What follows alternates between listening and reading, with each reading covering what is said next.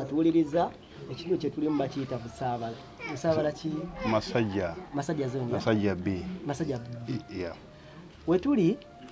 waliwo omwami gwe tusisinkanye gwe saagala kuba ate nga ngenda wala nnyo ne tugenda tambula mpola kati mu kusooka okweyanjula amannya ne lwaki tuli wano yennyini yageno singa bitugamba tujayingiranga mu mpola kati kuba omwaganya amannya sebo. Omwami bamuyita Jingo Edward. Ndi wano ku lwa muwala wange Vivian Jingo nze linnya lye namuwa kitange yamutuma erya Vivian nze ne mutuma erya Jingo nampa omukisa omwetuumirira ekikala enjagala ne mutuma Jingo Vivian ly'ensonga era eryetwala beddala ebyo sibimanyi nze mmanyi nti bamuyita Vivian Jingo yeewaggula omwana teyeewaggula okutwaliza awamu omwana oyo ebbanga erisinga obunene abadde abeera nnyo ne maama we maama we nga mubuuza ne munnaku 3 emabega namubuuzizza ekibuuzo ne mugamba nti muwala wange waliwo ebintu bye bankubira ku masimu ze siri musajja yasoma nnyo simanyi nnyo bya WhatsApp biki baŋŋamba nti gyali tali clear si mulamu bulungi bakuba balinga bakuba ente kino kitegera ennaku 3 emabega. Ennaku 3 emabega era ne maama we taliiwo mu Uganda. Naye ng'omwana wawulirako nti yagenda. Omwana nawulirako nti alina omwami gwe bayita Bryan White. Mbawulira buwulizi. Ze sibamanyi. Okiraba ebbanga eriddezeeko ngenza owulira bizibu. Mami Jingo seketambula mpola. Omwana amutegeera nti yali ne Bryan White. Akola. Myaka nga 2 emabega. Bali mu kukola bukozi mirimu. Naye nga bwe tokimanyi. Sikimanyiiko. Maama abeera wa era n'omwana maama abadde abeera ku Freedom City w'ekyemmanga. Wano ku Ntebe Road. Omwana munoonya nze simulaba. Maama mubuuza omwana ali waŋŋamba omwana ali mu kukola mirimu. Mugamba emirimu sifuddeyo emirimu tugigende nagyo mu maaso. Naye omwana kyetaaga omugayiringa omwana muwala olina okuba nga omuwaako vision kino okikola bw'oti ofuna bw'oti. Kino kivaamu bino ebizibu ebiti ne bwe biti. Kiraba ebbanga eryo lyonna omwana ambuzeeko emyaka 2 nazzeemu okuwulira nga abantu bankubira amasimu ku TV abalina ama TV ze sina na TV ni musajja we yagenda okuvaako nga alina emyaka emeka. Vivi wano ekifaananyi kye nnina wano ku kamera erina emyaka 4 wano nga nze embeera naye ekitundu kyekimu ebbanga lyenkuze naye ebbanga wano mu bukulu maama we abadde atwala nnyo time ku ye kuba mwana muwala nze ne musajja tubadde tetukyabeera wamu. Maama we abadde abeera we nange embeera wange omwana ngeri gy'aba muwala toyinza mwesibako ng'oli musajja nnyo ebbanga lino ly'obukulu abadde abeera nnyo neki obuyambi oteekayo nteekayo eyo bulungi enyino yamala senior 6 obulungi ennyo emyaka giyise 3 kati ng'amaze okusoma senior 6 n'agamba nti daddi ngeri olina abaana abalala bato tugira tutambula oweerera bali nga nange bwe njiyamu ngira ntandika okunoonya akalimu then ebisigadde tujja bikola ngende mu maaso n'okusoma nemugalize ne mbagamba sina mutawaana ziri musajja ataasoma naye ndi akalimu ke mmanyi okukola okusoma kuyambako buyambi ku muntu omuntu ayinza okuba nalina amagezi ga mazaale ng'ate n'okusoma asomye naye nga tenda tebikola so netugenda naye nazzeemu mulaba nga mpulira kirala. Wembadde nsinga okwagala okutegeera erinnya lya Jingo n'erinnya ly'Abatanda ziti Batanda mitanda something sibimanyi erinnya eddala. Tata wange Sembogga Enoch yatuma Vivian nandagira mwetumire erinnya lyange Ntinda. Oyo mwana yali ne mama wange Ntinda mu buto nga kakyali kato nga tulina ebisumbasumbu wamu nenkatwalako wa mama wange era mweno age nekabeerako Ntinda wa mama wange era nze neewuunya kati byendaba ndaba birala sibimanyi. Ekyo mukyala yaba amanyi kazi batujjako abaana bulijjo naye nga nze mmanyi shuwa omwana wange era wanaaba asobodde okundabako ku TV ajja kukaba amaziga kubona mmanyi bulungi. Kati olinamu okuteebereza okugaa nti omwana yayinza okuba nga teyakutegeera bulungi nga taata. Nsobola okukkiriza ekyo kuba omwana we namuzaalira naye ni mu age etannaba kutuuka kukola decision ezo naye kyabaawo Katonda yekireeta myaka 18 nje nali ngenda okuweza kuba banzaala 7 mwezi gw'omwenda kiteeza mu age 98 nali nzaala ono kimyaka 18 rough estimate byebyo biriwo sebo kakati ese mukama otegeera nti omwana ali akola n'obuuza omulimu gwakola nembuuza omulimu gwakola nange mba ndi awo ku TV ya muganda wange wamu ndaba alina omusajja ku case clinic ku case clinic nenanyini case clinic nenanyini case clinic Dr. Sebale amanyi omwana oyo amumanyi nti mwana wange era yaŋŋamba ne Jingo ejjo tenatuka kukola ki kuzaala baana ne muganda mukazi namuzaddemu dokita amumanyi Doctor Wakes Clinic. Dr. Sebale yenyini amumanyi. Nenda mbade wenjagalo soko tegeera. Nti omulaba ku TV nga ali ku Wakes Clinic radio yafira. Ebiseera nze ndaba nsirika mama wangamba ali mukola mirimu nga obumanyi era tu amwana alina okukola. Kati byempulira birala. Mpulira byakujjamu mbuto muntu ki oyo? Alina omwana w'omuntu omwana ajjamu ati embuto simanyi 3 kati omwana wataddamu kuzaala. Ekyo kikyamu ogwo musango ogusobedde gwe yasooka omukozesa. Kati gwe nawe omwana wazzeemu okumuwulira bulizaako n'okumulabako nga bino ngali ku TV. Musajja yakweka omwana maama we kennyini ogendayo okumulaba omala kujjuza lupapula zataasoma kitegeeza mbasula kulaba mwana oyo. Okosa buwandiike okulaba omwana omala kujjuza lupapula okulaba ki? Kati bwe tuli wano olina obulumi bwa mirundi ebiri okugala n'okulaba omwana okumubuzaako n'omugyamu embuto si bulumi bwa mulundi gumu bwokka.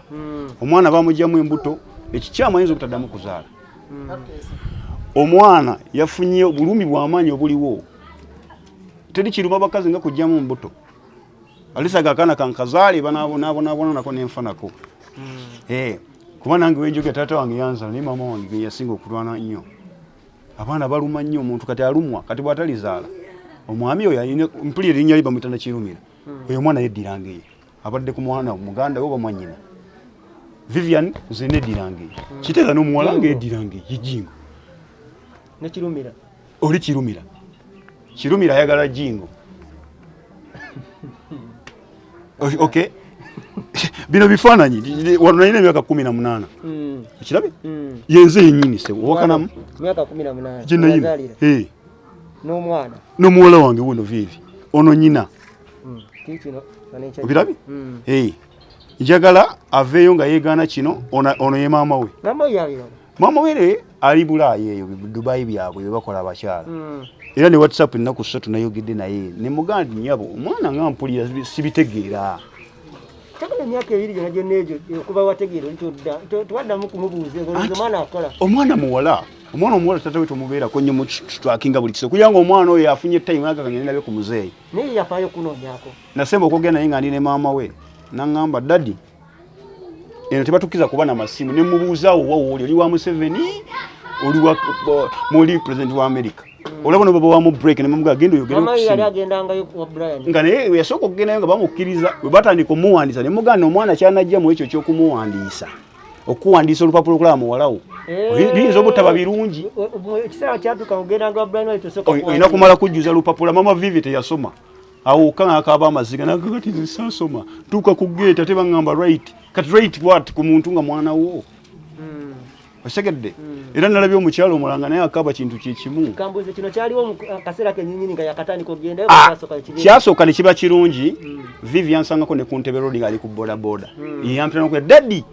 nekyuka ewanjiimya budadi mbaddeko muva mu kibuga okay poemu egi gyaliko esobola okutambula yekka age 19 age 21 asobola okukikola kati kankubuuze maama wo yagamba omwana yakonekitinga atya ne Brian White njagala sooka okugamba muganda wange abaana gye batambulira bizibu nze mba ndi awo ku TV mpulira TV ali ne bano nange mulimu tusooka ne ngati omwana yatuseeko ku ssente saagala nnyo ssente nina akalimu kenneekolera nsaala nnyo byakumpa nsiri masiikiini olaba n'obuwunga sinnafuna naye ndi bulungi olabye nkoze kakati ebintu by'okusabiriza si birungi omuntu era n'akuwa ekintu ng'akoze eki ng'asiimye esebo nobeera mweyembeera ntutunula omwana tetumulaba omwana simulaba kati waliwo ekintu ekisinga kati ekyendaba ku ssaawa eno ya bintu bibiri maama yawaayo omwana ng'amugamba genda kukola kati ye yazzeemu ki ng'okimugambye maama namugambye ku WhatsApp newe nkuteerako eddoboozi yanzizeemu aŋŋamba tya niva kugenda Brian White saa 12 omulimu guli kiriya omwana ali fine talina tutabu naye nga tamanyi nti zenafunyidde update sinze nasoose omufuna nange muwala wange mukwata bifaananyi kati ku TV nga atali nannyiniye nange nakutte kino ndaba ku lu-TV nenkwata ndaba yono yennyini essimu 10 zavugidde nga bambuuza buli muntu ambuuza Vivi siyono ne bagana nafudde dda sikyalina kyakwogera nze nange bulijjo mbiwulira ku TV naye kati mbiraba nange ndaba kati naye oli omwali yasooka ovayo wamulaba omuwala simumanyi sibamanyi abo balala nze nasoose kutunuulira nnyo wange ono omanyi omuntu ekiera kikuluma katambi kali eri yali alajja nagamba Vivian vaayo ate naye enkera naddamu n'avaayo kugambye abaana bano abaana abawala bazibu nnyo muganda wange eddoboozi liri wano ku whatsapp yange eno naye nga bw'omanyi simanyi akakasaga nti omwana ali mu mbeera nnungi kugambye ate namuweereza katambi akatambi simu yagijjaku era zino zonna teziriiko ekisimu nayo kibadde ki kasaya kalaba nezivaako essimu ye kasana namugamba ebyo ebigambo emirundi ebiri ngenda okulaba takyayagala kubeera ku simu era ezo zonna kati nasemba kwogera naye mulimu odiyo wano nga ŋŋamba yiino ssebo ngifunye yiiyo nagikutereko ogiwulire naye essimu tewoggana nnyo naye nga eddoboozi osobola ogiwulira kennyini ngegamba ali fine Bryan White nva kwogera naye kugamba ebintu byewuunyisa kiwulira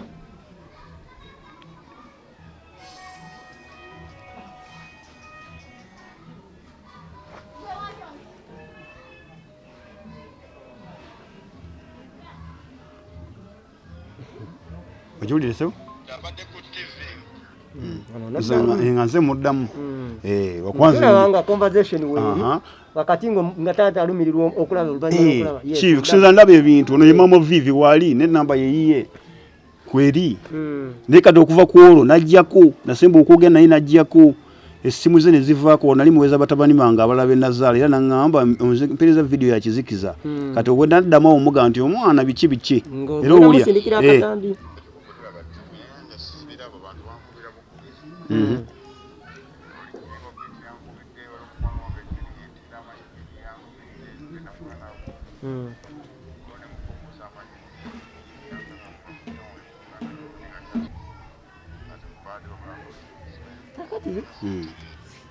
omwana ono olowooza yavaayo ddi White Bryan kuba ano ndaba ono wabalaga nti yali ayogedde naye ono maama kono nga 13 nzibekandaga leero za 13 ennaku 3 zokka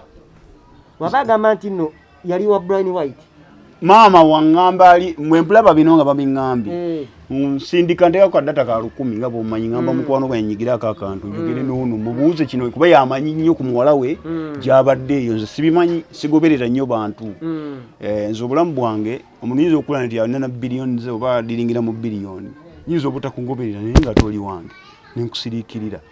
naye kati era nekino nali nakirowoozaako dda kyendaba nti mama Vivi olemeddwa okontrolinga omwana ono naye ekizibu ekinajja tewejjusanga nali ndowooleza mukufa kati wali kufa kwa mirundi ebiri omwana ajjamu enti embuto 3 ate omwana tandisira okwogera ku media kati tuswaluse ffe bannannyini ye bataata be nze ni taata we n'oli taata we kati mpulira bubi mutima gwange famire yange tebeerangamu bintu bwe bityo omwana agamba ku TV naye musajja yankozesa nanjjamu embuto ava kuwona adda kuwulika kati siriimu ali awo omumanyi ate nga ali ku muganda we siriimu omumanyi omwana yeddiranga eno oli yeddiranga ekirumira kyenjagala bwenkanya gavumenti bwebempa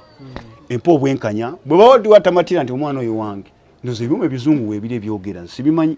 sina ndaseza nja kuteekamu nati kati nze ekikyankonfuse nze wano ye mama okwogera nange twogera ku ki yayogedde ne Bryan White ku matya kuki mubuuza ki omugamba ku kya Vivian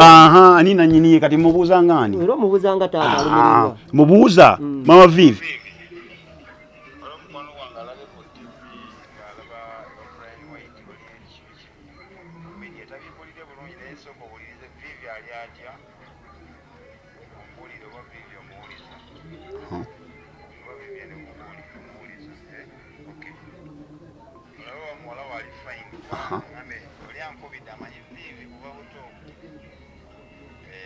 kuva wano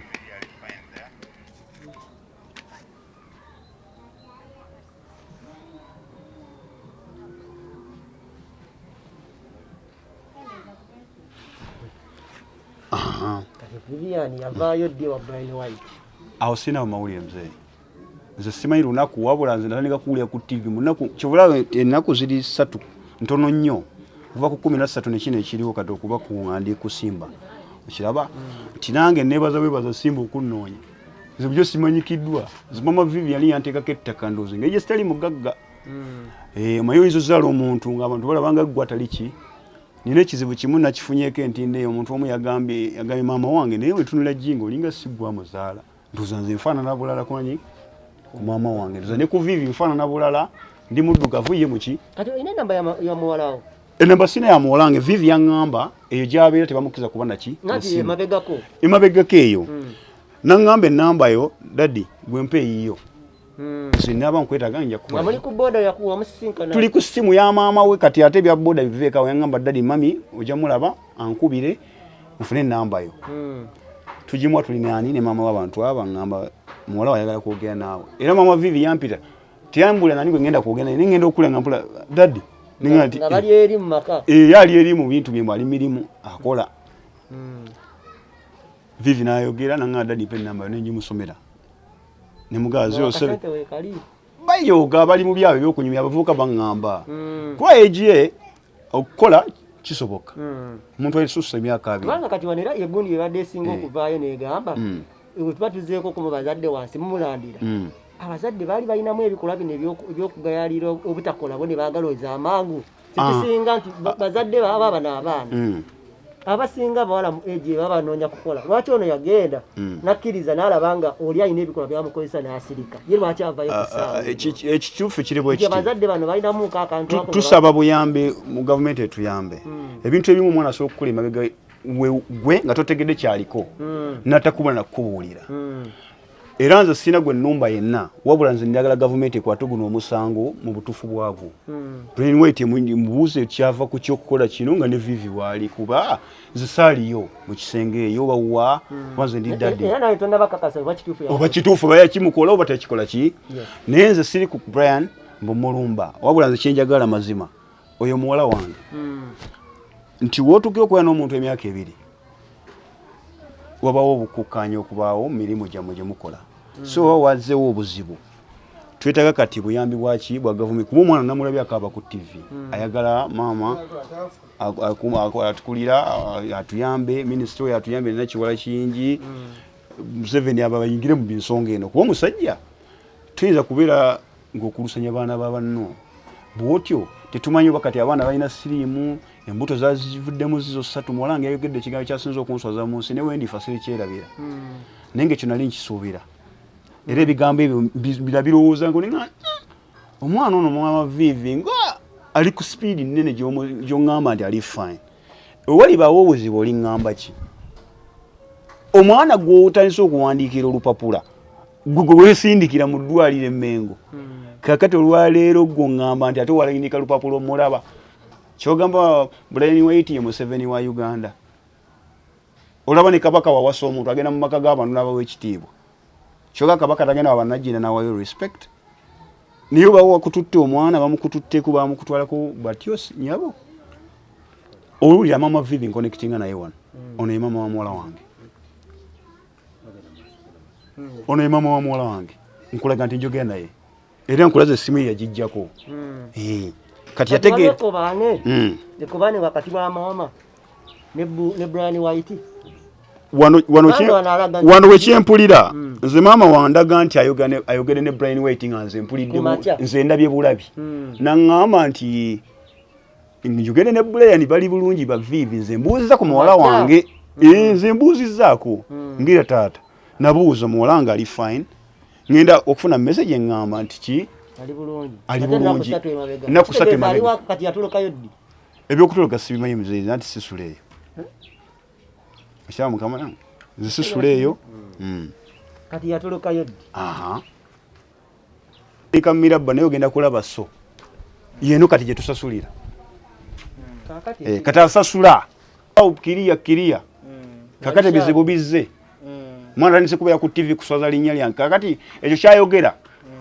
Vivi ana statement gyayinza okukola ku TV naye njagala alabe bino ebintu wajja okukaabira amaziga ne dadi wuno